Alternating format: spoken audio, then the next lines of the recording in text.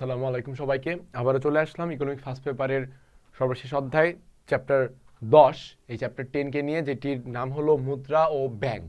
অর্থাৎ আমাদের দেশে মুদ্রা কত প্রকার এবং আমাদের দেশের ব্যাংক ব্যবস্থাগুলো কত প্রকার, কিভাবে ব্যাংকগুলো তাদের কার্যাবলী নিয়ন্ত্রণ করে, কিভাবে চলে, কিভাবে আমাদের দেশে মুদ্রাস্ফীতি হয় বা কিভাবে মুদ্রাস্ফীতি নিয়ন্ত্রণ করতে হয়, ঋণ নিয়ন্ত্রণ কিভাবে হয়, সবকিছু আমরা এই অধ্যায়ে আজকে আমরা জানবো।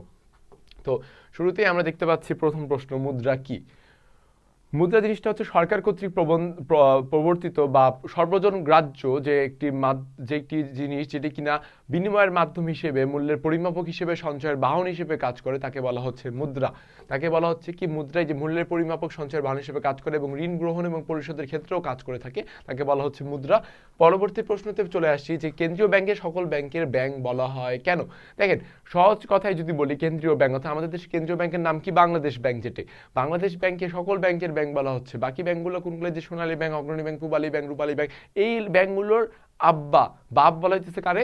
কেন্দ্রীয় ব্যাংকে, বাংলাদেশ ব্যাংক। কেন? কারণ বাংলাদেশ ব্যাংক এই ব্যাংকগুলোকে নিয়ন্ত্রণ করে, ঋণ প্রদান করে। এই ব্যাংকগুলোর হচ্ছে ঋণ, জনগণকে ঋণ প্রদানের যে হাতিয়ার হিসেবে, নিয়ন্ত্রণের হাতিয়ার হিসেবে কেন্দ্রীয় ব্যাংক পালন করে। কেন্দ্রীয় ব্যাংক হচ্ছে অর্থ প্রচলন করে, দেশে অর্থ প্রচলন করে এবং কেন্দ্রীয় ব্যাংক এক কথায় নিয়ন্ত্রক, এক কথায় সকল ব্যাংকের ব্যাংক হিসেবে কাজ করে। কেন? এই যে কারণ কেন্দ্রীয় ব্যাংক প্রধান কাজ হলো সরকারের ব্যাংক হিসেবে কাজ করা এবং অন্যান্য ব্যাংকে যাবতীয় আয় ব্যয়ের হিসাব নিয়ন্ত্রণ, বৈদেশিক মুদ্রার নিয়ন্ত্রণ, সরকারকে বিনা সুদে ঋণ দান, এই সকল কাজগুলো করে থাকার কারণে এই কেন্দ্রীয় ব্যাংকে সকল ব্যাংকের ব্যাংক বলা হচ্ছে। উদ্দীপক আমরা দেখছি আলম সাহেব এমন একটি ব্যাংকে চাকরি করেন যেটি মুদ্রা ছাপায় এবং ঋণ নিয়ন্ত্রণ করে। অপরদিকে রবিন সাহেব অন্য একটি ব্যাংকে চাকরি করে যেটি জনগণের কাছ থেকে আমানত গ্রহণ করে এবং ঋণ প্রদান করে। তাহলে বলা হচ্ছে কি, উদ্দীপকে আলম সাহেবের ব্যাংকটি কোন ধরনের ব্যাংক, ব্যাখ্যা করো। আমরা যদি এখানে এখন বলে দিই যে এই গ নম্বর উত্তরটা, আলম সাহেবের ব্যাংকটি কোন ধরনের ব্যাংক? এই ব্যাংকটি হচ্ছে কোন ধরনের ব্যাংক? এই ব্যাংকটি হচ্ছে কেন্দ্রীয় ব্যাংক। এই ব্যাংকটি কোন ধরনের ব্যাংক? এই ব্যাংকটি হচ্ছে কেন্দ্রীয় ব্যাংক। কেন্দ্রীয় ব্যাংক কেন? কারণ এই ব্যাংকটা অর্থ মুদ্রা ছাপায়, অর্থ প্রচলন করে এবং ঋণ নিয়ন্ত্রণ করে অন্যান্য ব্যাংকে, এবং এই আলম সাহেবের ব্যাংকটা অন্যান্য ব্যাংকেও নিয়ন্ত্রণ করে। এই কারণে আলম সাহেবের ব্যাংকটা হচ্ছে কেন্দ্রীয় ব্যাংক। আমরা কেন্দ্রীয় ব্যাংকের কার্যাবলীগুলো গ নম্বরে দেখতে পাবো এবং সারি সারি সেই কার্যাবলীগুলো দেওয়া আছে, যে এই যে কেন্দ্রীয় ব্যাংক এবং কেন্দ্রীয় ব্যাংকের কার্যাবলী কি সেগুলো। তারা ঋণ নিয়ন্ত্রণ করে, তারা হচ্ছে মুদ্রার প্রচলন করে, বিনিময় হার নিয়ন্ত্রণ করে, নির্ধারণ করে, সরকারের ব্যাংক সরকারকে বিনা সুদে ঋণ দান করে এবং তারা হচ্ছে যে দেশে মুদ্রাস্ফীতি যাতে না হয় এই ব্যবস্থাটাও তারা নিয়ন্ত্রণ করে থাকে, দেখে থাকে। এখানেই তার একটি বর্ণনা দেওয়া রয়েছে। এবং আরেকটি কথা বলা হয়েছে, কোনো ব্যাংক যদি আর্থিক সংকটে পড়ে তাহলে ওই ব্যাংকেও ঋণ দেয় কি? কেন্দ্রীয় ব্যাংক। তাহলে ওই সকল ব্যাংকের ব্যাংক, এই জন্যই বলা হয় কাকে? কেন্দ্রীয় ব্যাংকে বলা হয়ে থাকে। আচ্ছা, পরবর্তীতে কি বলছে? উদ্দীপক উল্লেখিত ব্যাংক দুটির পার্থক্য।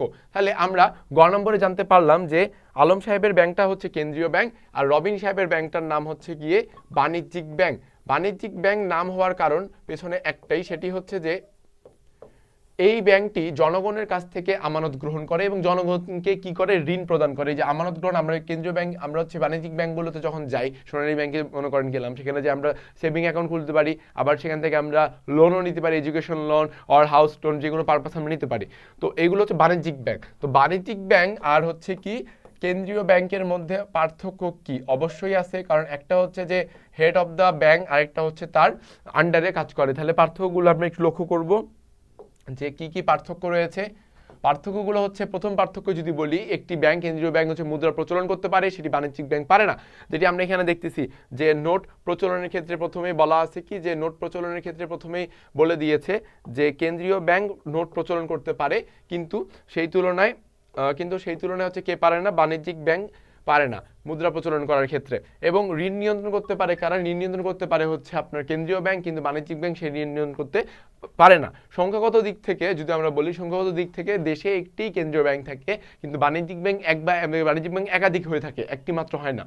উদাহরণস্বরূপ বাংলাদেশের কেন্দ্রীয় ব্যাংক হচ্ছে একটাই, বাংলাদেশ ব্যাংক, এবং বাণিজ্যিক ব্যাংক হচ্ছে অনেকগুলো, সোনালী, রূপালী, জনতা, অগ্রণী, পূবালী, অনেক কিছুই বাণিজ্যিক ব্যাংক রয়েছে।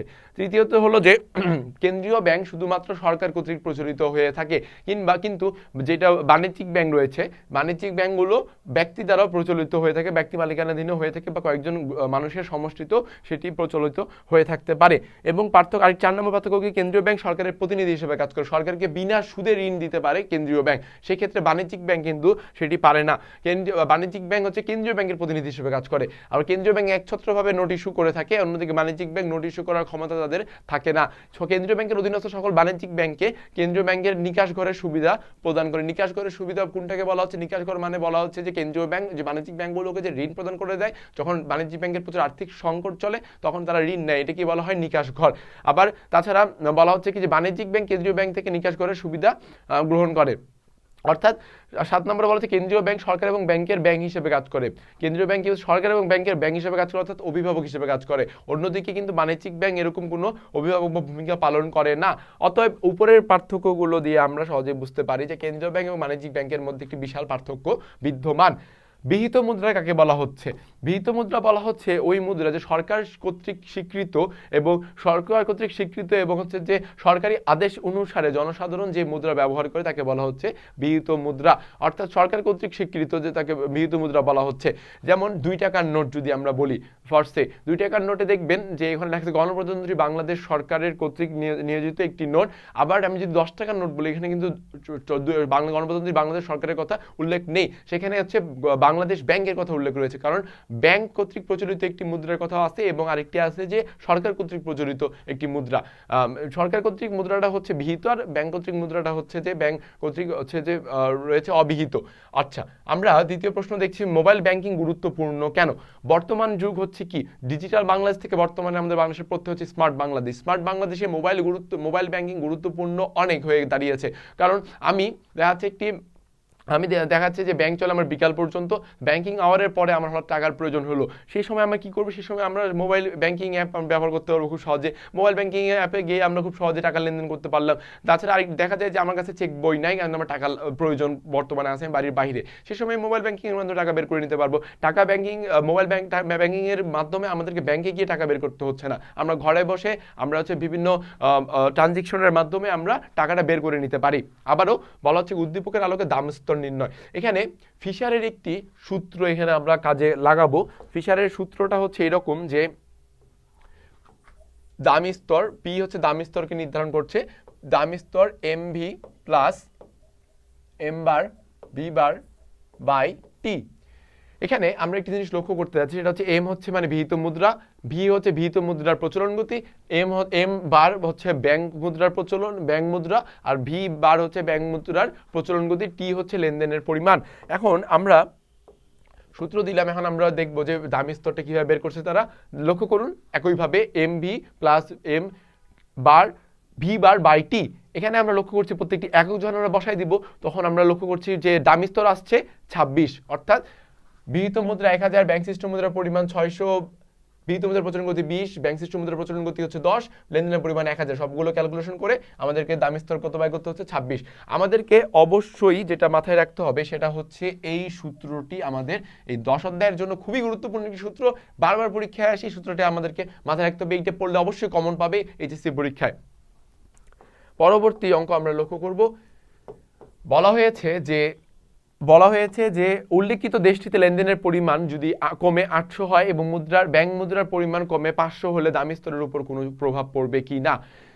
লেনদেনের পরিমাণ কত? 800, আর ব্যাংক মুদ্রার পরিমাণ 500, দামি স্তরের উপর প্রভাব পড়বে কিনা দেখা যাক। বিহিত মুদ্রার পরিমাণ বলা হয়েছে কত? 1000, প্রচলন গতি 20, ব্যাংক সিস্টেম মুদ্রার পরিমাণ বলা হয়েছে 500, লেনদেন করে দিয়েছে কত? 1000 থেকে করে দিয়েছে এখন 800। তাহলে আমরা দামি স্তর বের করতে গেছি 31.25, পূর্বে দামি স্তর কত ছিল? 26, পরিবর্তন হয়েছে। তাহলে উদ্দীপকে উল্লেখিত দেশটিতে লেনদেনের পরিমাণ কমে 800 এবং ব্যাংক মুদ্রার পরিমাণ কমে 500 হলে দামি স্তর কি হয়েছে? বৃদ্ধি পেয়েছে। এই জিনিসটা মাথায় রাখতে হবে। আলটিমেটলি আপনার প্রয়োজন হচ্ছে ঘুরে ফিরে এই সূত্রটা মাথায় রাখতে হবে, কারণ আপনাদের অঙ্কের বিভিন্ন শর্ত বা ভ্যারিয়েন্ট থাকবে এগুলোর উপরে হচ্ছে বিভিন্ন রকমের হচ্ছে পরিবর্তন দেখা দিবে, কিন্তু সূত্র যা তাই থাকবে। পরিবর্তনগুলো কমে কোনোটা প্লাস কোনোটা মাইনাস করে আমাদেরকে আলটিমেটলি সূত্রে অ্যাড করতে হবে, যার মাধ্যমে আমরা অঙ্কটি খুব সহজে করতে পারবো। এর পরবর্তীতে আমরা দেখতে পাচ্ছি যে 3 নম্বর সৃজনশীলে আমানত কাকে বলা হচ্ছে? আমানত বলা হচ্ছে সাধারণ অর্থে বাণিজ্যিক ব্যাংক গ্রাহক পর্যায়ে আমাদের কাছ থেকে বাণিজ্যিক ব্যাংক যেটা আমরা সেভিংস রাখি, বাণিজ্যিক ব্যাংকে যেখানে আমরা জমা রাখি, ঋণ প্রদানের জন্য গ্রাহকের থেকে অর্থ জমা নেওয়ার মাধ্যমে যে অর্থনৈতিক কর্মপ্রচেষ্টা পরিচালনা করে তাকে বলা হচ্ছে কি? আমানত। বইয়ের ভাষা সুন্দর করে দেওয়া আছে জিনিসটা, যে আমরা যে সাধারণত সোনালী ব্যাংকে যেমন করেন আমি 50,000 টাকা 50 লাখ টাকা হচ্ছে জমা রাখলাম, এটাই হয়েছে গিয়ে সোনালী ব্যাংকের আমানত। যাই হোক, দ্বিতীয় প্রশ্ন বলা হচ্ছে যে বাংলাদেশ 2 টাকার নোট কেন সসীম বিহিত মুদ্রা? সসীম বিহিত মুদ্রা বলার কারণ কি? বিহিত মুদ্রা একটু আগে বলা হলো যে সরকার কর্তৃক প্রচলিত, সরকার কর্তৃক প্রবর্তনযোগ্য যে নোট, অর্থাৎ সরকার থেকে যেই নোটটি আমাদেরকে দেওয়া হয় জনসাধারণকে, সেটি হচ্ছে কি বিহিত মুদ্রা। 2 টাকা, তার 2 টাকার নোট হচ্ছে তার একটি উদাহরণ। এই নোটটি দ্বারা জনগণকে প্রভাবিত করা যাবে না, জনগণের ইচ্ছার উপর নির্ভর করবে এই নোটটি সে কতটুকু নিতে পারবে, কতটুকু নিতে চাবে, এবং এই 2 টাকার বিনিময়ে সে বৈদেশিক কোনো মুদ্রা নিতে পারবে না। অর্থাৎ বৈদেশিক মুদ্রা, এই 2 টাকা যদি কথার কথা 1 বস্তা 2 টাকার নোট নিয়ে যদি আমি এখন বাংলাদেশ ব্যাংকে যাই কিংবা সোনালী ব্যাংকে যাই, গিয়ে যদি বলি যে আমাকে 1 বস্তা 2 টাকার বিনিময়ে আমাকে এখন ডলার দেন, এটা কিন্তু হবে না, কারণ এটা হচ্ছে কি, এটা ব্যাংক মুদ্রা না, এটা হচ্ছে সরকার কর্তৃক প্রচলিত মুদ্রা। তাই বলা হয়েছে যে এই মুদ্রা দ্বারা বিদেশি কোনো বৈদেশিক মুদ্রাও কোনো গ্রাহক দাবি করতে পারবে না, সমপরিমাণ স্বর্ণও দাবি করতে পারবে না, বৈদেশিক মুদ্রার ছাড়াও স্বর্ণ দাবি করতে পারবে না এই 2 টাকার বিনিময়ে বা যেগুলো সরকার কর্তৃক যেগুলো নোট সেগুলোর বিনিময়ে। আচ্ছা, গ নম্বর প্রশ্নে বলা হয়েছে ফিশারি বিনিময়ে দামস্তর নির্ণয়, এবং দামস্তর নির্ণয় এই অঙ্কটা করা হলে একটু আগেই সূত্রটা মাথায় রাখতে হবে, সূত্রটাই ঘুরে ফিরে ওই সূত্রটাই আসতেছে যে পি দামস্তর equal to M V plus M bar V bar by T. এই সূত্রটা মাথায় রাখতে হবে, যার মাধ্যমে আমরা সহজে ম্যাথটা করতে পারবো। ঘ নম্বরে এখন কি বলছে যে এম 2000 এম বার 1000 হলে পরিবর্তিত দামস্তর এবং অর্থের মূল্য নির্ণয় পূর্বক তাদের মধ্যে সম্পর্ক চিত্রের মাধ্যমে ব্যাখ্যা করো। এখানে আমরা একটা জিনিস লক্ষ্য করব যে বিহিত মুদ্রার পরিমাণ দ্বিগুণ করেছে এবং ব্যাংক মুদ্রার পরিমাণও কি করেছে, 500 থেকে দ্বিগুণ করেছে, 1000-এ পরিণত করছে। এটার এখন অর্থের যোগান বাড়াইছে। এখন অর্থের যোগান বাড়ানোর ফলে আমাদের অর্থের মূল্য কি হবে আমরা একটু লক্ষ্য করব। আমরা সাধারণত জানি অর্থের যোগান যত বৃদ্ধি করবে দামস্তর তত বৃদ্ধি পাবে, অর্থ যত বাজারে দেবে দামস্তর তত বৃদ্ধি পাবে, কিন্তু আলটিমেটলি আমাদের অর্থের মূল্য, অর্থাৎ টাকার যে দামটা, সেই দামটা কিন্তু হ্রাস পাবে, দামটা কম হবে। অর্থাৎ অর্থের যোগানের ফলে দামস্তর যেমনটি হারে বৃদ্ধি পায় না কেন, তেমনটি ঠিক অতটুকু হারে অর্থের মূল্যটি আমাদের কমে যাবে। আমরা এখানে লক্ষ্য করি যে দাম অনুসারে যেটা ছিল 2000 নতুন 1000 করা হয়েছে, তার দামস্তর কত আসলো? দামস্তর আসলো হচ্ছে 12, এবং পূর্ববর্তী দামস্তর কত ছিল? পূর্ববর্তী দামস্তর ছিল 6। যখনই হচ্ছে আমাদের বিহিত মুদ্রার প্রচলন কিংবা ব্যাংক মুদ্রার প্রচলন যখন আমাদের দ্বিগুণ করা হলো, তখন আমাদের দামস্তর চলে আসলো দ্বিগুণ 12-তে। যখন দামস্তর ছিল 6, তখন অর্থের মূল্য বের করার সূত্র হচ্ছে VM equal to 1/p। VM equal to কত? 1/p। অর্থাৎ দামস্তরকে ভাগ করতে হবে, সেটা হচ্ছে কত ছিল পূর্বের জন্য ছিল 0.16, এবং যখন দামস্তর ডবল করা হলো 12-তে আসলো, তখন কিন্তু আমাদের অর্থের মূল্যটা আরো কমে গেল, সেটা কত? 0.08।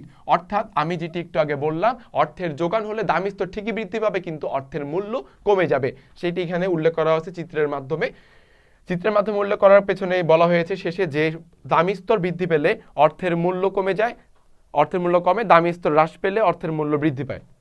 অর্থাৎ দামস্তরের সাথে অর্থের মূল্য সম্পর্ক কি? বিপরীত। অর্থের মূল্য সম্পর্ক কি? বিপরীত। অর্থের মূল্য সম্পর্ক হচ্ছে বিপরীত। এটা আমাদের মাথায় রাখতে হবে, পরবর্তী অনেকগুলো অঙ্কে বা সৃজনশীলে এই জিনিসটা আমরা বারবার পাবো। আচ্ছা, তো পরবর্তী সৃজনশীল আমরা দেখতে পাচ্ছি যে সসীম বিহিত মুদ্রা কাকে বলছে।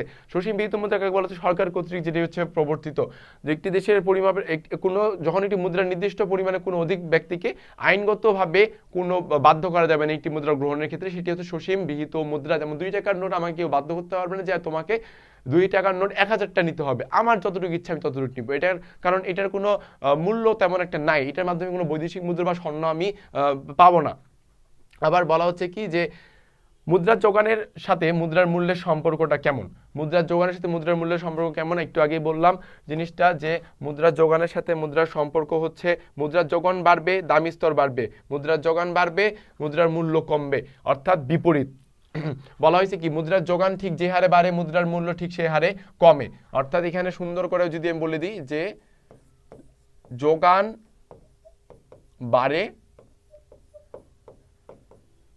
বাড়ে মূল্য কমে, কিসের? অর্থের। এই জিনিসটা আমাদের মাথায় রাখতে হবে, অর্থের মূল্য কমে। আবার যদি বলি যে যোগান কমে তাহলে কি? মূল্য বাড়ে। বাজারে যখন অর্থ কম থাকবে তখন আমাদের কি অর্থের মূল্যটা বেড়ে যাবে। তা ওখানে বলা হয়েছে মুদ্রার মূল্য যখন অর্ধেক হয়ে যায় অর্থের যোগান তখন দ্বিগুণ হয়। এই লাইনটা আমাদের খুবই গুরুত্বপূর্ণ। মুদ্রার মূল্য যখন অর্ধেক হয় অর্থের যোগান তখন কি হয়, দ্বিগুণ হয়ে যায়, বিপরীতমুখী কারণে। তারপরে দেখেন, তারপরে হচ্ছে গ নম্বরে কি বলছে, গ নম্বরে বলা হয়েছে যে একটি দেশের 2020 সালে বাণিজ্যিক ব্যাংকের প্রাথমিক আমানত 1000 কোটি টাকা। ওই বছর কেন্দ্রীয় ব্যাংক কর্তৃক নির্ধারিত রিজার্ভ অনুপাত ছিল 20%। 21 সালে কেন্দ্রীয় ব্যাংক রিজার্ভ অনুপাত বাড়ানোর পাশাপাশি ব্যাংক হার বাড়িয়ে দিল, খোলা বাজারে ঋণপত্র বিক্রি করলো। কেন বিক্রি করলো আমরা একটু দেখি। গ নম্বরে বলছে উল্লিখিত ব্যাংক দুটি কার্যাবলীর পার্থক্য নির্ণয় করো।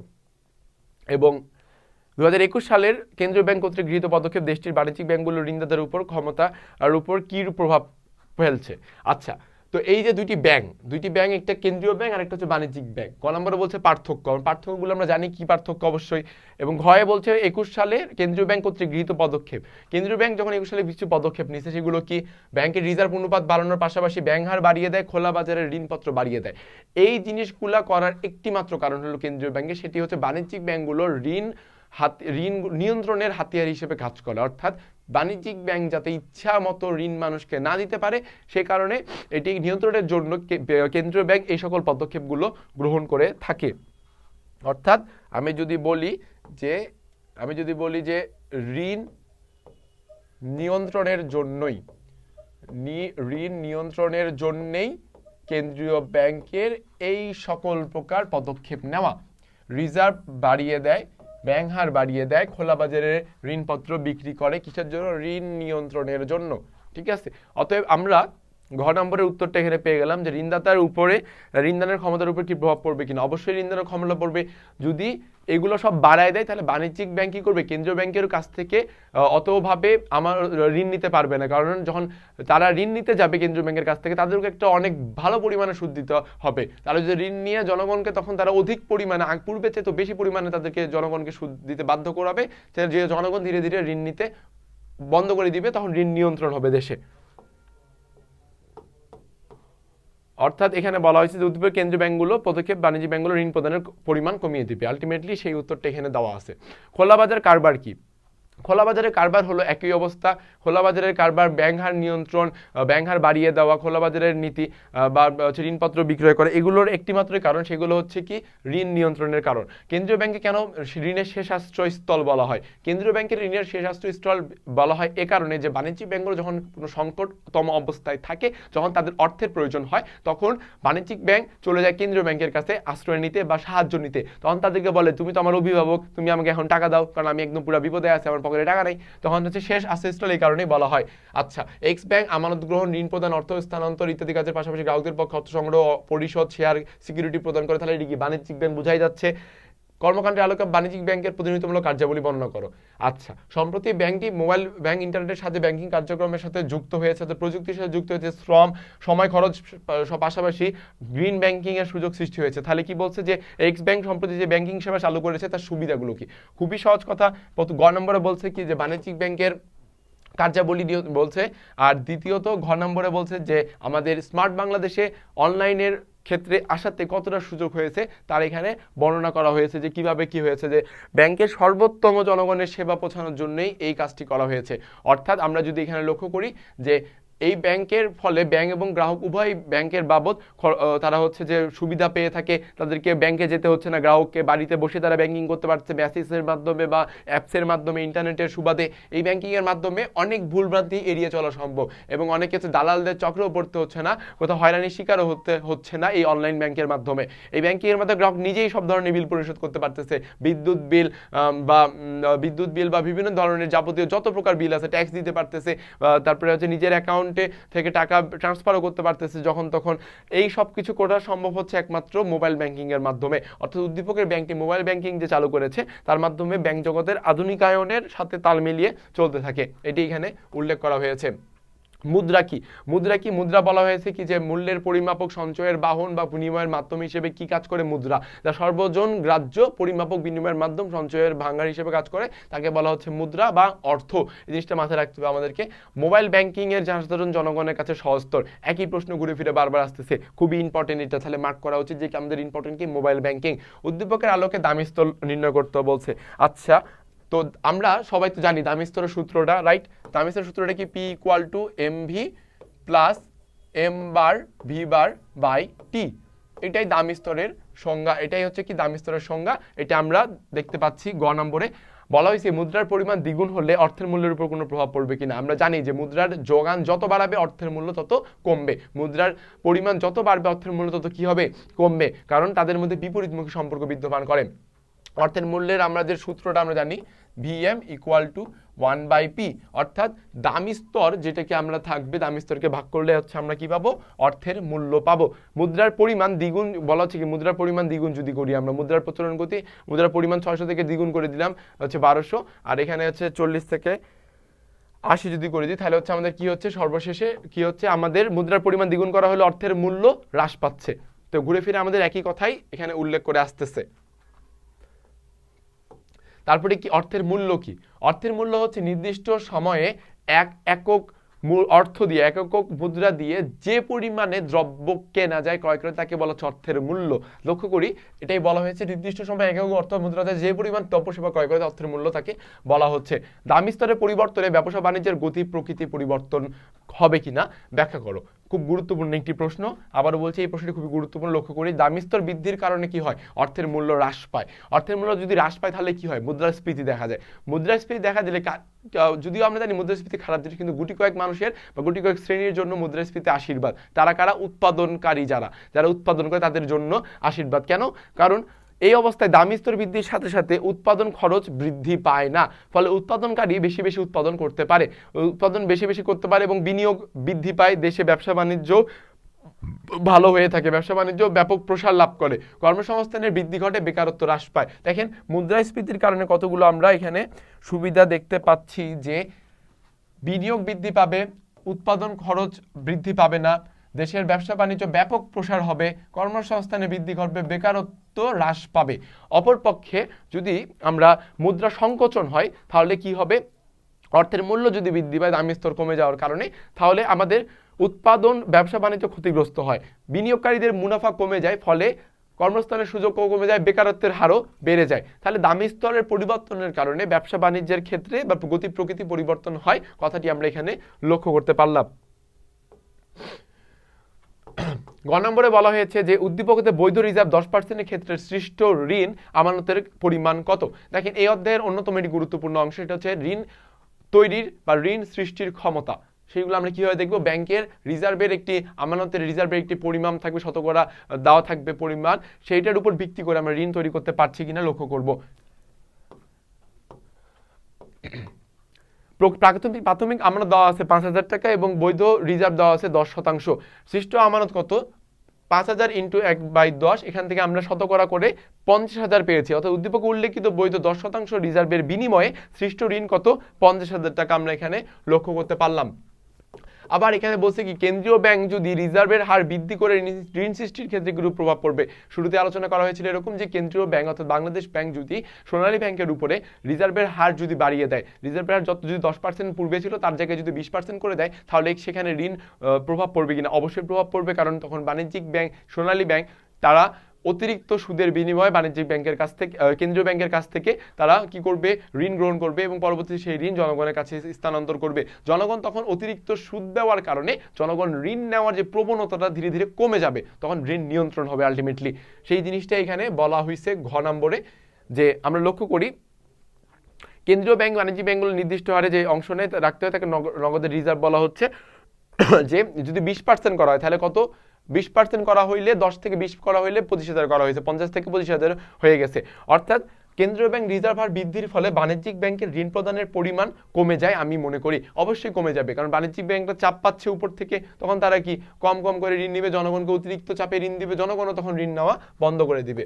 আচ্ছা, অর্থের মূল্য কি? অর্থের মূল্য মাত্রই পড়লাম, একক অর্থ বা মুদ্রা দিয়ে যে পরিমাণ যতটুকু দ্রব্য সেবা ক্রয় করা যায় তাকে অর্থের মূল্য বলা হচ্ছে। মুদ্রার প্রচলন ব্যবসা বাণিজ্যকে সহজ করেছে। অবশ্যই পূর্বে আমরা বিনিময় প্রথার মাধ্যমে আমরা কি করতাম? জিনিসপত্র আদান প্রদান করতাম, বা এখন বর্তমানে মুদ্রার কারণে আমাদের বিনিময় প্রথা এখন আমাদের খুব সহজ হয়ে গেছে, আমাদের কোনো জিনিস দিতে হচ্ছে না, কোনো কিছুর বিনিময়ে আমরা মুদ্রা দিচ্ছি, টাকা দিচ্ছি, তার বিনিময়ে আমরা যে কোনো জিনিস ক্রয় করতে পারতেছি, বিক্রয় করতে পারতেছি। তাই মুদ্রা হলো বিনিময় সর্বজন এমন এক মাধ্যম যার দ্বারা দ্রব্য সামগ্রী ক্রয় বিক্রয় সব ধরনের লেনদেন দেনা পাওনা পরিশোধ করা যায়, ঋণ পরিশোধ করতে করতে পারতেছি। তাহলে মুদ্রার প্রচলন ব্যবসা বাণিজ্যকে অবশ্যই সহজ করেছে। কারণ কি, মুদ্রার মাধ্যমে আমরা যে পরিমাণে দ্রব্য ক্রয় বিক্রয় করতে পারতেছি, ঋণ পরিশোধ করতে পারতেছি, আমরা খাজনা দিতে পারতেছি, আমরা বিভিন্ন প্রকার মজুরি, সুদ, আমরা সবার ক্ষেত্রে উৎপাদনের উপকরণের দাম এগুলোও দিতে পারতেছি। অর্থাৎ মুদ্রার কারণে আমাদের ব্যবসা বাণিজ্য অধিকতর সহজ হয়েছে বলে আমরা ধারণা করে নিতে পারি। দামি স্তর নির্ণয়, বিদেশি মুদ্রার পরিমাণ দ্বিগুণ হয় তাহলে অর্থের মূল্য কি হবে, উপর কি প্রভাব পড়বে, একই প্রশ্ন আমরা ঘুরে ফিরে পাচ্ছি। কেন্দ্রীয় ব্যাংক কাকে বলে? কেন্দ্রীয় ব্যাংক কাকে বলা হচ্ছে? কেন্দ্রীয় ব্যাংক এমন একটি আর্থিক প্রতিষ্ঠান, যে আর্থিক প্রতিষ্ঠান সরকারের ব্যাংক বলা হয়, বা সেই আর্থিক প্রতিষ্ঠান দেশের সকল ব্যাংকের অভিভাবক বা সকল ব্যাংকের ব্যাংক হিসেবে কাজ করে। অর্থাৎ যে ব্যাংক দেশের অন্যান্য ব্যাংকে ঋণ প্রদান করে থাকে, অন্যান্য ব্যাংকের ঋণের হার নিয়ন্ত্রণ করে থাকে, তাকে বলা হচ্ছে কি, যে কেন্দ্রীয় ব্যাংক। সার্বিক কার্যক্রম করে যে ব্যাংক তাকেই বলা হচ্ছে কেন্দ্রীয় ব্যাংক। খ নম্বরে বলা হচ্ছে ব্যাংক হার কেন্দ্রীয় ব্যাংকের ঋণ নিয়ন্ত্রণে গুরুত্বপূর্ণ হাতিয়ার। কিভাবে ব্যাখ্যা করো? ব্যাংক হার অবশ্যই একটি কেন্দ্রীয় ব্যাংকের গুরুত্বপূর্ণ ঋণ নিয়ন্ত্রণের হাতিয়ার। অর্থাৎ ব্যাংক হার হচ্ছে এমন একটি হার যে হারের বিনিময়ে আমরা বাণিজ্যিক ব্যাংকগুলোকে কেন্দ্রীয় ব্যাংক ঋণ দিয়ে থাকে, টাকা দিয়ে থাকে, তাকে বলা হচ্ছে ব্যাংক হার। এই ব্যাংক হারকে যদি বাড়িয়ে দেওয়া হয় তাহলে বাণিজ্যিক ব্যাংকগুলো কি হবে, অত আমানত বা যে সময় অনেক পরিমাণে টাকা কেন্দ্রীয় ব্যাংক থেকে বাণিজ্যিক ব্যাংকগুলো নিত, সেই পরিমাণে টাকা নিবে না। কারণ এখানে সুদের হারটা বা ব্যাংকের হারটা বাড়িয়ে দিয়েছে কারা? কেন্দ্রীয় ব্যাংক। যে কারণে ঋণ গ্রহীতার বাড়তি সুদ হারে ঋণ গ্রহণ কমিয়ে দেয়। সুতরাং বলা যায় ব্যাংক হার কেন্দ্রীয় ব্যাংকের ঋণ নিয়ন্ত্রণের একটি গুরুত্বপূর্ণ একটি হাতিয়ার। গতে বলা হয়েছে দামি স্তর অর্থের যোগানের সম্পর্ক চিত্রের সাহায্যে ব্যাখ্যা করো। দেখেন, দামি স্তর এবং অর্থের যোগানের সম্পর্ক যদি আমি ব্যাখ্যা করতে চাই, এখানে একটি সুন্দর মজার জিনিস আছে, সেটি হচ্ছে যে দাম স্তর ইকুয়াল টু যোগানের স্তর, অর্থের যোগানের স্তর। যোগান অর্থাৎ যোগান আপনি বাড়ান, যত যোগান দিবেন, যোগান যত বাড়বে দামি স্তর ঠিক সেই হারেই বাড়বে। দামি স্তরও কি হবে? সেই হারে বৃদ্ধি পাবে, দামি স্তরও সেই হারে বাড়বে। অর্থাৎ এই যোগান এবং দামি স্তরের মধ্যে কি সমমুখী সম্পর্ক বিদ্যমান। কি সম্পর্ক? সমমুখী সম্পর্ক বিদ্যমান। দামি স্তর এবং যোগানের মধ্যে কি সম্পর্ক বিদ্যমান? সমমুখী সম্পর্ক বিদ্যমান। এটা আমরা লক্ষ্য করতে পারছি। চিত্রের সাহায্যে এই কোর্সের চিত্রটা হবে অনেকটা এরকম, যে দামি স্তর যত বৃদ্ধি পাচ্ছে যোগান তত বৃদ্ধি পাচ্ছে, এরকম একটা চিত্র। উদ্দীপক থেকে অর্থের যোগান বৃদ্ধি কিভাবে অর্থের মূল্যের উপর বিস্তার করছে। দেখেন, অর্থের যোগান যত বৃদ্ধি পাবে অর্থের মূল্য কিন্তু তত হ্রাস পাবে। আমরা মাত্রই দেখলাম দামি স্তর এবং যোগানের মধ্যে সমমুখী সম্পর্ক কাজ করে, এবং অর্থের মূল্য এবং যোগানের মধ্যে কি সম্পর্ক কাজ করে? অর্থের মূল্য এবং যোগানের মধ্যে বিপরীতমুখী সম্পর্ক বিদ্যমান থাকে অর্থের যোগান এবং অর্থের মূল্যের উপরে। তাহলে এই সৃজনশীলটা আমাদের মুখে হয়ে গেল, খুবই একটি সহজ সৃজনশীল। যেমন এখানে যে চিত্রটি দেওয়া হয়েছে, দামি অর্থের যোগান যত বাড়তেছে, 100 হইলে 10, 200 হইলে 20, 300 হইলে 30, দামি স্তরও বাড়তেছে। পরবর্তীতে অর্থের যোগান বৃদ্ধি পেলে দামি স্তর ক্রমশ বৃদ্ধি পায়, কিন্তু দাম স্তর ক্রমশ বৃদ্ধির সাথে সাথে অর্থের মূল্য ক্রমশ কি হ্রাস পেয়ে থাকে, বিপরীতমুখী। আচ্ছা, অর্থ কি? অর্থ হচ্ছে যে যা বিনিময়ের মাধ্যম, সঞ্চয়ের ভান্ডার বা মূল্যের পরিমাপক হিসেবে কাজ করে থাকে অর্থ বা মুদ্রা বলা হচ্ছে। আমরা আগেও জেনেছি জিনিসটা। কেন্দ্রীয় ব্যাংক নগদ জমার হার পদ্ধতিতে কিভাবে ঋণ নিয়ন্ত্রণ করছে? নগদ জমার হার পদ্ধতির মাধ্যমে। নগদ জমার হার কোনটা? কেন্দ্রীয় ব্যাংক অর্থাৎ বাংলাদেশ ব্যাংক যদি সোনালী ব্যাংকে কথার কথা যে পরিমাণ অর্থ ঋণ দেয়, যে ঠিক আছে তোমার টাকা চাচ্ছ, তুমি এই টাকাটা নাও, সোনালী ব্যাংক টাকাটা নিয়ে চলে যাচ্ছে, তখন বাংলাদেশ ব্যাংক বলবে কি, এই দাঁড়াও, তুমি আমাকে ওই যে টাকাটা নিয়ে যাচ্ছ ওখান থেকে কিছু অংশ আমার কাছে জমা রেখে যাও।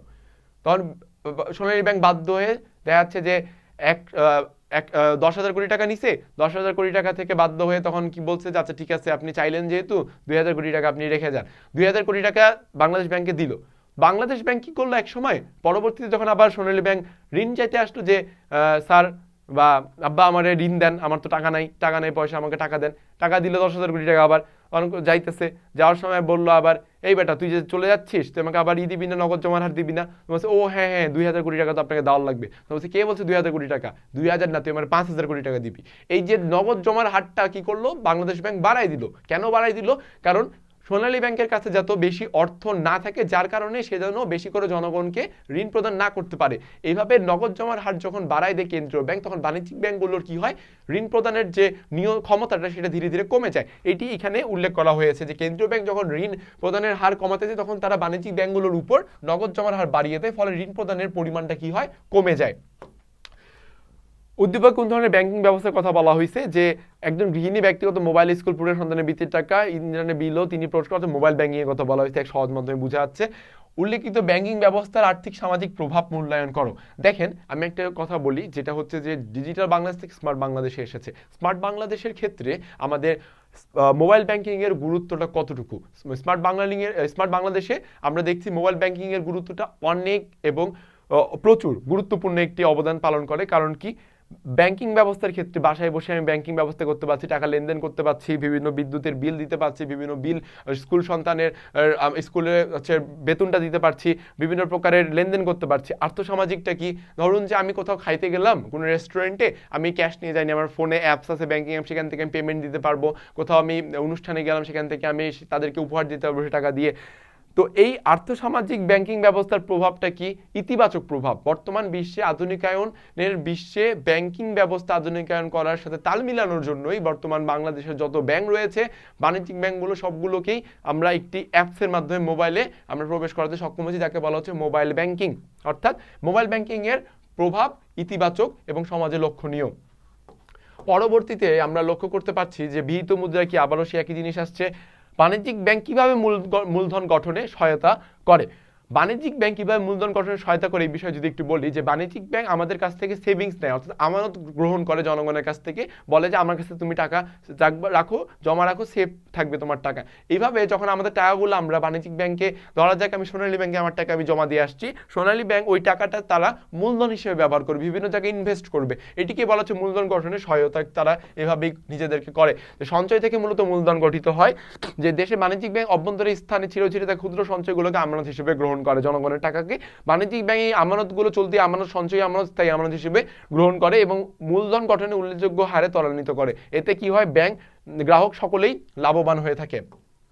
আচ্ছা, পরবর্তীতে দেখতে পাচ্ছি যে উদ্দীপকগুলোকে তত্ত্বের মধ্যে দামি স্তর নির্ণয়, আমরা একই জিনিস বরাবরই পেয়েছি, অর্থাৎ দামি স্তর নির্ণয় এবং হচ্ছে যে অর্থের যদি আমার মুদ্রার পরিমাণ দ্বিগুণ করা হয়, তাহলে দামি স্তরে কি পরিবর্তন ঘটবে কিনা, অর্থের মূল্যের পরিবর্তন ঘটবে কিনা, বা অর্থের যোগান যদি বাড়িয়ে দিই অর্থের মূল্যের কি পূর্ণ পরিবর্তন ঘটবে, নাকি অর্থের যোগানের জন্য দামি স্তরের পরিবর্তন ঘটবে, এই সম্পর্কিত সকল প্রশ্নগুলোই আমরা এই অধ্যায়ে বেশিরভাগ আমরা লক্ষ্য করতে পাচ্ছি। পরবর্তীতে দেখছি ফিশারের বিনিময় সমীকরণটি কি। ফিশারের বিনিময় সমীকরণটি আমরা ইতিমধ্যে জানি, আরেকবার মনে করার জন্য যদি জানাই দিই, P equal to M V plus M bar V bar by T. অর্থাৎ এখানে আমরা যদি লক্ষ্য করি যে P equal to M V plus M bar V bar, M হচ্ছে বিহিত মুদ্রার প্রচলন গতি, এবং ভি হচ্ছে বিহিত মুদ্রা, ভি হচ্ছে বিহিত মুদ্রার প্রচলন গতি, এম হচ্ছে ব্যাংক মুদ্রা, আর এম বার ভি বার হচ্ছে কি ব্যাংক মুদ্রার প্রচলন গতি, এবং টি হচ্ছে লেনদেনের পরিমাণ। এটা হচ্ছে ফিশারের বিনিময় নীতি। আমরা এখানে ফিশারের বিনিময় নীতিটা জানতে পারলাম। অর্থে একমাত্র কাজ কি বিনিময়ের মাধ্যম। আচ্ছা, এই প্রশ্নটাতে যাওয়ার আগে আমি বলি, আমরা কি অর্থ দিয়ে আসলে কি শুধুমাত্র বিনিময় করি? না, অর্থের মাধ্যমে শুধুমাত্র বিনিময় করি এমন কথাটি ভুল। কারণ অর্থের মাধ্যমে আমরা আরও অনেক কিছু কাজ করতে পারি, যে বিভিন্ন ব্যবসার হিসাব রাখার জন্য অর্থ প্রয়োজন হয়ে থাকে। আমরা অর্থের মূল্যের পরিমাপক হিসেবে কাজ করি, কোনো দ্রব্য বা সেবা সম্পদের মূল্য নির্ধারণ করি, তার মাধ্যমে আমরা ঋণ পরিশোধ করে থাকি, তার মাধ্যমে আমরা সঞ্চয় করে থাকি, সঞ্চয়ের উৎকৃষ্ট মাধ্যম হিসেবে অর্থ ব্যবহৃত হয়, যে কোনো স্থাবর অস্থাবর সম্পদের বিক্রির মাধ্যমেও আমরা অর্থ ব্যবহার করে থাকি। গ নম্বরে বলা হচ্ছে উদ্দীপক নির্দিষ্ট এক প্রতিষ্ঠানের গুরুত্বপূর্ণ তিনটি কাজের ব্যাখ্যা দাও। এক্স প্রতিষ্ঠানটা কি আর্থিক প্রতিষ্ঠান, গ্রাহকের নিকট থেকে আমানত গ্রহণ করে এবং হচ্ছে তাকে ঋণ প্রদানের মাধ্যমে মুনাফা অর্জন করে, অর্থাৎ এটি বাণিজ্যিক ব্যাংক হিসেবে কাজ করছে। এটি তিনটি কাজের ব্যাখ্যা। বাণিজ্যিক ব্যাংকের কাজ তিনটি কাজ কি কি হতে পারে? বাণিজ্যিক ব্যাংকের তিনটি কাজ, যে তারা ঋণ প্রদান করে, জনগণের কাছ থেকে আমানত গ্রহণ করে, তারপরে তারা কি করে বিভিন্নভাবে হচ্ছে তাদের আমাদের জনগণের মৃত্যুর পরে যে উইলটা ওটা কার্যকর করে, বা বিদ্যুৎ বিল, এই সকল কিছু হচ্ছে কে এক্স প্রতিষ্ঠান বাণিজ্যিক ব্যাংকটা করে থাকে। আবার কেন্দ্রীয় ব্যাংকের প্রতিনিধি হিসেবেও বাণিজ্যিক ব্যাংক কিন্তু কাজ করে থাকে। তাহলে বলা যায় যে এক্স প্রতিষ্ঠানটি আমানত গ্রহণ করে উদ্যোক্তা ঋণ প্রদানের মাধ্যমে মুনাফা অর্জন করে। এই কার্যাবলীটি মূলত বাণিজ্যিক ব্যাংকের সাধারণ কার্যাবলীর সাথে মিল রেখে কাজ করে চলছে, এটি বাণিজ্যিক ব্যাংক হিসেবে চলছে। আবার ওয়াই প্রতিষ্ঠানটি বলা হয়েছে কি সকল ব্যাংকের অভিভাবক উদ্দীপকে বলা হয়েছে। আর আমি শুরুতেই বলছি সকল ব্যাংকের অভিভাবক কাকে বলা হয়? কেন্দ্রীয় ব্যাংকে। আমাদের দেশে সেটি কি? বাংলাদেশ ব্যাংক। অর্থাৎ এই ব্যাংক কি করে? দেশের ঋণের পরিমাণ কমানোর জন্য বাণিজ্যিক ব্যাংকের ঋণ নিয়ন্ত্রণ করে। কিভাবে? ঋণ নিয়ন্ত্রণের দুইটি পদ্ধতি এখানে আমাদের উল্লেখ করতেছে। ঋণ নিয়ন্ত্রণের দুইটি পদ্ধতি আমরা এখানে দেখতে পাচ্ছি। এক হচ্ছে পরিমাণগত ঋণ নিয়ন্ত্রণ, আরেকটি হচ্ছে গুণগত ঋণ নিয়ন্ত্রণ। পরিমাণগত ঋণ নিয়ন্ত্রণ কোনগুলো? সেগুলো হচ্ছে যে বাণিজ্যিক ব্যাংক যদি তহবিল, ঋণযোগ্য তহবিল হ্রাস পেলে উক্ত ব্যাংক কি করে? কেন্দ্রীয় ব্যাংকের কাছে ঋণ আনের জন্য আবেদন করে। কেন্দ্রীয় ব্যাংক তখন কি করে? টাকা যখন দিতে যায় তখন কি করে? হুট করে ব্যাংক হার বৃদ্ধি করে দেয়, আবার না হলে বলে যে নগদ জমার হার তুই আমার বেশি দিয়ে যা। এইভাবে করে তারা ঋণ নিয়ন্ত্রণ করতে যাচ্ছে। আবার সামাজিক যদি ঋণ যদি অধিক আকারে চলে যায় জনগণের কাছে, নিয়ন্ত্রণ খুবই কষ্টসাধ্য হয়ে গেছে, তখন কেন্দ্রীয় ব্যাংক খোলা বাজারে সরকারি ঋণপত্র তারা কি করে? ক্রয় বিক্রয়ের মাধ্যমে বাণিজ্যিক ব্যাংকের ঋণ নিয়ন্ত্রণ করে। কারণ কি? জনগণের কাছে কেন্দ্রীয় ব্যাংক সরাসরি তখন হচ্ছে কি করে? ঋণপত্রগুলো বিক্রয় করতে পারে। আবার বলা যায় 3 নম্বরে বলা হয়েছে কি যে বাণিজ্যিক ব্যাংকগুলো ঋণ প্রদানের পরিমাণ কমানোর জন্য কেন্দ্রীয় ব্যাংকগুলোর কাছে আমানতের নির্দিষ্ট পরিমাণ জমা রাখে, যে নগদ জমার হার যেটি শুরুতে বললাম এটা বাড়ায় দেয়। অর্থাৎ এইসব পদ্ধতিতে ঋণ নিয়ন্ত্রণ করে কারা? এইসব পদ্ধতিতে ঋণ নিয়ন্ত্রণ করতে পারে কেন্দ্রীয় ব্যাংক। কিসের? বাণিজ্যিক ব্যাংকের। বিহিত মুদ্রা আমরা জানি যে বাণিজ্যিক ব্যাংক সমাজসেবায় ভূমিকা রাখে। হ্যাঁ, অবশ্যই বাণিজ্যিক ব্যাংক সমাজসেবায় ভূমিকা রাখে। বিভিন্ন রকমের এনজিও, বিভিন্ন রকমের সমিতি করে তারা হচ্ছে বাণিজ্যিক ব্যাংক জনগণের আস্থা অর্জন করে, দায়বদ্ধতা জায়গা থেকে সামাজিক সচেতনতা সৃষ্টি করে, অশিক্ষিতদের মাঝে শিক্ষাদান করে, শিক্ষার প্রসার করে, বাল্যবিবাহ রোধ করে, দরিদ্রদেরকে সাহায্য করে।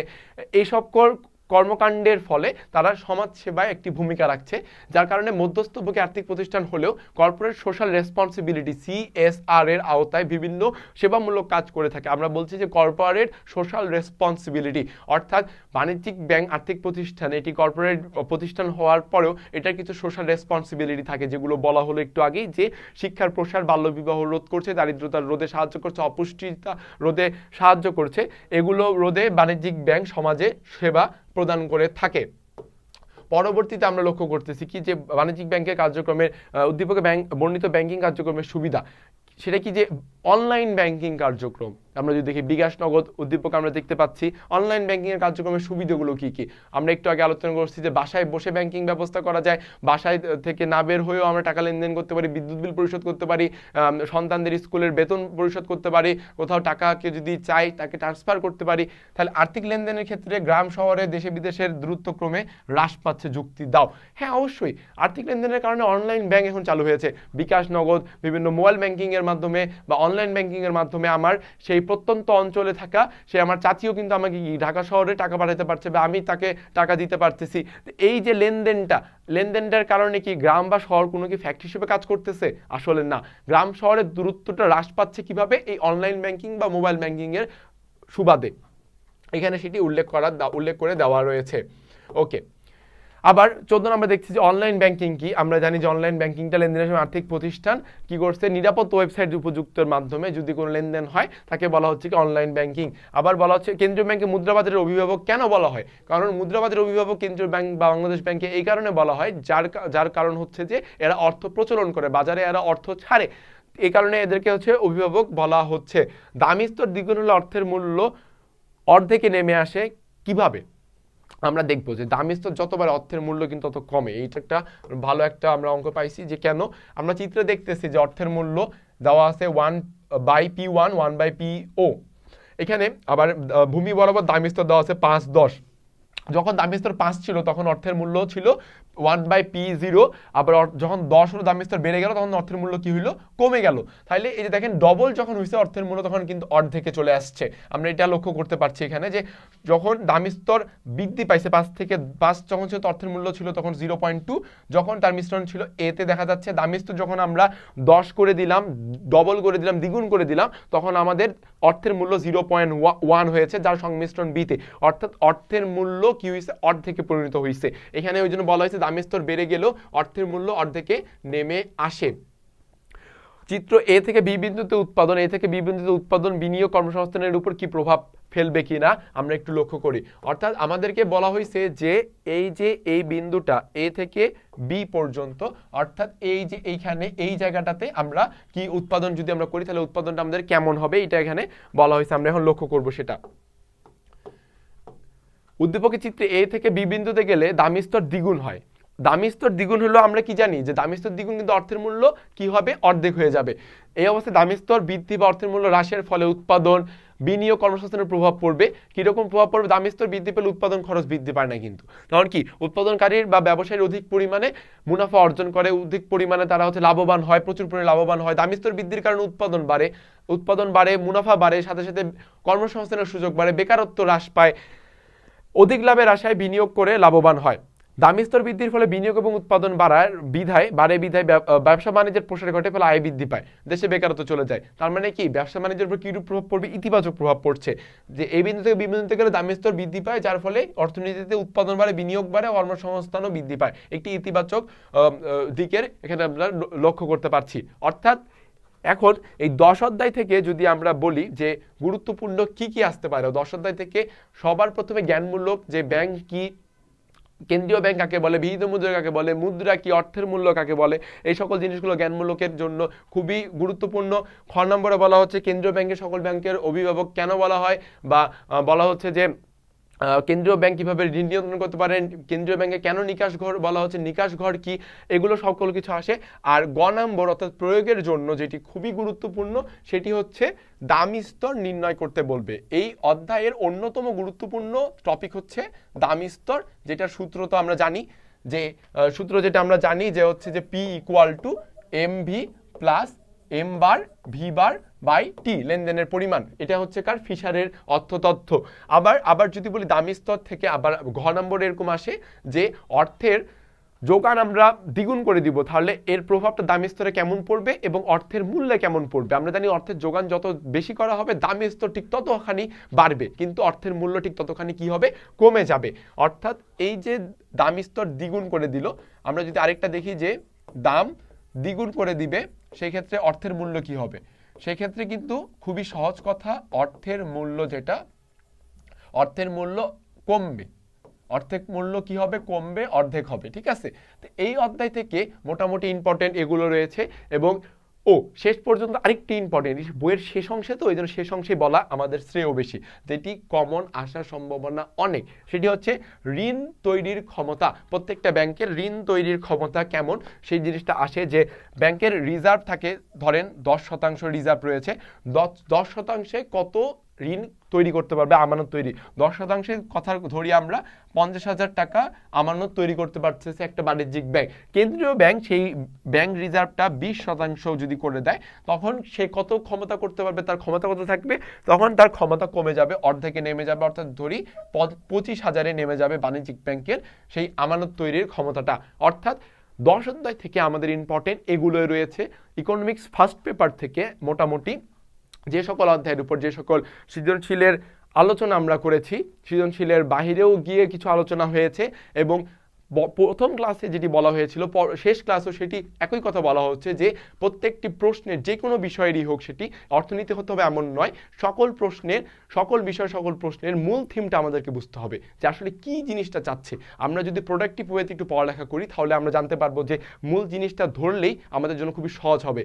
আমাদের গাঁজা শ্রম না খেটে প্রোডাক্টিভ ওয়েতে খাটতে হবে, যার ফলে আমাদের খুব ইজি হবে জিনিসগুলো বের করার জন্যে। তো 10 অধ্যায় থেকে এই পর্যন্ত আলোচনা ছিল। ধন্যবাদ সবাইকে, ভালো থাকবেন।